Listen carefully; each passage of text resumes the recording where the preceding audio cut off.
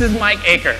He's now a speaker, a communications coach, and leadership consultant with over 19 years of experience in speaking in leadership and development. Let's give a warm welcome here to Mike Acker.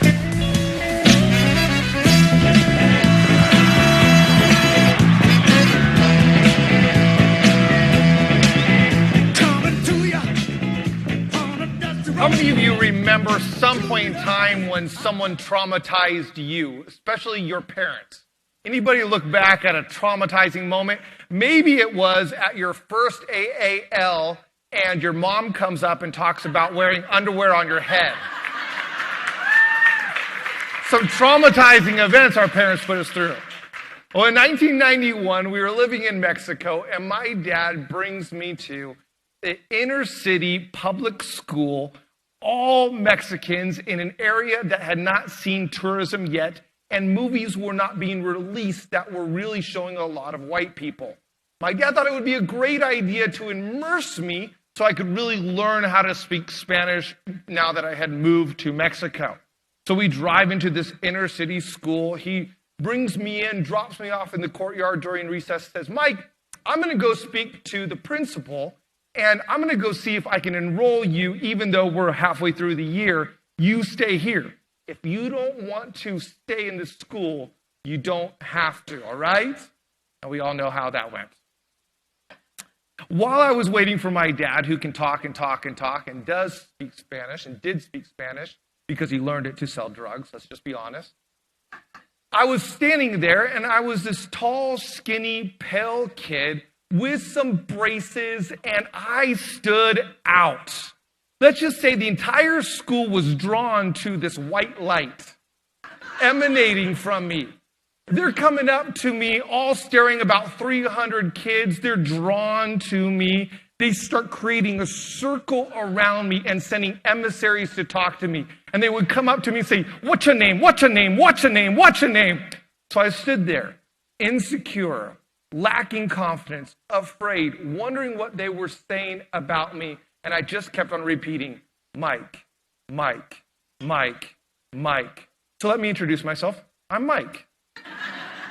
And when I'm standing in front of 300 people, I just want to say, "Mike, Mike, Mike."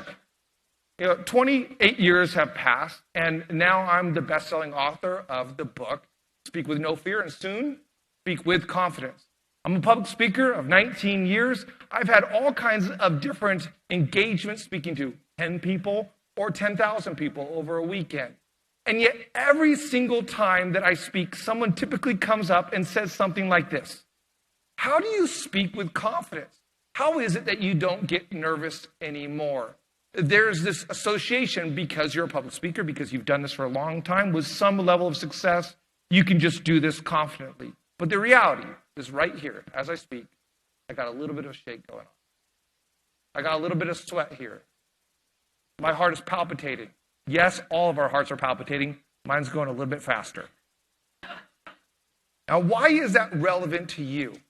Still, after all these years, I have to fight for confidence. And we've dove into this new realm of life by publishing a book or about to publish a book. All of a sudden, we have written something that someone else is going to read or has read. Have you thought about that? Like when you write your book, the first 100 copies, you're like, "Yeah, that was my dad and some SPS people, and I bought 50. But then 101 copies, and you're like, "Someone read a book I wrote." And then someone leaves a review, and they're like, "This book helped me, loved it." You're like, "I am awesome. I'm the best person out there." And then just when your confidence is soaring, Amazon customer leaves a review. "I'm a little surprised by all the stars that lack substance. I just finished TED Talks by Chris Anderson, which was so much more substantive, and would recommend that over this piece of junk. Sorry, I really wanted to like it and to benefit." I clicked on this guy. He's left 3 reviews in his history of Amazon. One of them is a poor review of 1 out of 5 stars for me. Yay! And it's amazing how in the midst of all of that confidence, it can soar and then it can sink. It can increase, it can decrease. It can climb and it can cower. Confidence goes all over the place. So as you create a book and maybe create a second book and maybe want to do some speaking engagements and want to do some coaching and want to build a business, how do you have confidence that is steady in the midst of taking your book from the page to the stage? How do you have that? I work with all kinds of different clients now in public speaking, and I work with them in 3 different spheres that lead to this type of confidence. And I want to walk you through these briefly. The first one, to develop a confidence is to determine your identity. Determine who you are as a speaker, as a coach, as a business leader. Determine your identity. This is your ethos, your you-ness, your character. This is your integrity. When it comes to identity, when it comes to all these different areas, you can start asking some questions. Because really, who are you brings up a whole bunch of other questions like, what do you want to do? What do you value? Do you have a life mission? What do you like about yourself? Why don't you like that about yourself? Why? And you ask these questions to go deeper. Recently, I've been working with the CEO. He's in a multinational company, 40 different countries. And even with all his wealth, with his success, with his good looks, with all the things that he still has this insecurity. So we ask these questions to go deeper. I do have those questions available. I thought about this afterwards. If you do want to just email me, Mike Acker at stepstoadvance.com. I can email you those questions when we get back. But those questions drive deeper who he is. And here's what's so important. How many of you are familiar with the Space Needle in Seattle? In Seattle, where I'm from, we're waiting for the big one, the big earthquake. Did you know the Space Needle is one of the safest places to be in Seattle when the earthquake finally happens? It's because the foundations go so deep. Why? The architects knew that to go up, you had to go down. So drive in your character, your identity, your integrity. Drive that down deep so then you can climb on up. It's the safest place to be, probably the scariest too, as it will be going back and forth and back and forth. Likewise, it can be scary the bigger you get, the larger platform you get.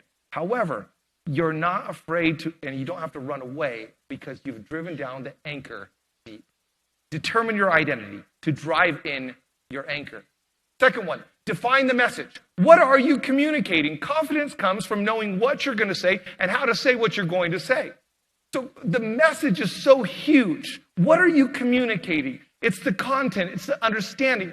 It's also the organization of all these thoughts. There's a great saying that if it's a mist on the platform, it's a cloud to the people.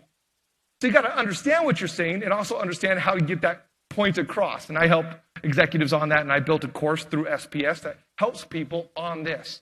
But the message is so important. I know nothing. I have no confidence when it comes to cooking, bodybuilding, fishing, working on cars, or any other subjects.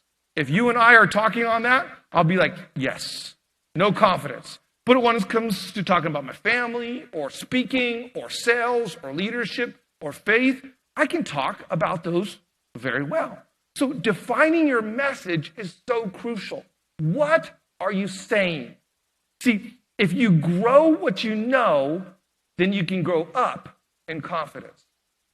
If you grow your understanding of what you're saying and how you're saying what you're saying, then you will grow up in confidence. So we want to determine our identity, define our message, and then discover new skills. Anybody here, you're America Got Talent fan right there? Okay, all 4 of you. Yes. Get together and small table and watch it on my phone. You have people come up and they have these magic trick abilities. And so they have this confidence because they know how to do magic tricks. Anybody here, you are a legit cartwheeler, like you know how to cartwheel? Now, probably a lot of us know how to cartwheel. Kat, I'm not surprised. I just feel like you know everything. So like all these skills that go on, legit cartwheel contest afterwards with Kat. If you have a skill, it gives you greater confidence to perform that skill. And that's really what discovering new skills is about. It's how are you performing? How can you perform? The more skills that you have, the greater confidence that you'll have. So when it comes to speaking, when I work with people, we work on cadence and pace and pause and gesture, eye contact, posture, position, all of these different skills. Now, it is important to notice this, that a lot of times when clients come to me, they say, Mike, can you teach me some techniques and some different skills so I can feel more confident in my presentations. And I always say, yes, but not yet. See, a lot of times we're so worried about what we look like on the outside, and so we want to add in these skills without doing the deep dive into who we are and what we have in here. So I tell them, no, you don't want to do that yet. Why? Well, Jesus in the Bible, he tells this great story. He says to these religious leaders, you're like whitewashed tombs. You look pretty on the outside, but you're rotting on the inside. And sometimes we build up a skill set, but if we don't have the understanding of what we're saying, and we don't have this deep identity in it, then we build something that ultimately looks good on the outside, but doesn't have any content or merit on the inside. So work on both sides of these. This week, we're going to be diving into all kinds of skills. All kinds of skills that we're going to learn. That's huge. Because if you increase your skills, you will increase your confidence. When you increase your skills, you increase your confidence. So there's all these actions that we can take from this. To build our confidence, we want to determine our identity. We want to define the message, and we want to discover new skills. Let's think about different ways that we could do this. Determine your identity. You could get that questionnaire, and you could dive in deep, or just get away for a little while and say, what am I about? What is my life mission? One of the things I work with people on a regular basis. What is your life mission? And then what is really the thing that I'm trying to get across? As I get up and speak, or as I work with someone, or as I write a book, what is really the big message of this? We just define that and ask some big questions. And then what skills do I need for my realm of life? Now here's the trick. It's not 3 individual spheres that add to confidence. Really, these work in tandem. That the most concentrated point of confidence is found where they all connect. And if you don't have one, then you're going to be missing out. See, some people have identity and they have skills, but they don't have a message. Do you know what we call those people? Entertainers. It's fun, they're funny, but there's nothing that you're walking away with. How about if you have identity and you have a message, but you don't have skills? Then you're just boring. It's like you have the content, you're putting it out there, but you don't have skills to engage people. That's boring. But what if you lack identity and you still have message and you still have skills? Then you're shallow because there's no depth to what you're saying. Everything is based on something that isn't really there. So here's my action for you. Choose a circle to work on. You know that 11-year-old boy who stood in front of a Mexican audience? Everybody laughing and pointing and running up, touching me and trying to grab my hair, and later trying to cut my hair. That was a moment of such insecurity that regularly I developed psychosomatic sickness so I wouldn't have to go to school. Fast forward 29 years, I fought for confidence, had to gain confidence. And now I stand in front of 300 people. Yes, with some of that nervous energy that should be there, but not with a desire for me to be stand up and noticed, but really to help others stand up so that they can get noticed, so that they can stand up, and so that they can stand out in front of others. See, really, when you create confidence, it's actually not about you. Your confidence creates confidence in others. And when you develop a platform that comes from the pages that you write, or when you develop a platform that comes from the message that you're communicating, or when you develop a platform for the business that you're dreaming of, or when you develop a platform for the speaking career that you engage in, that ultimately the platform that you create is actually not about you. It's about people. The platform we create is always about the people that we serve.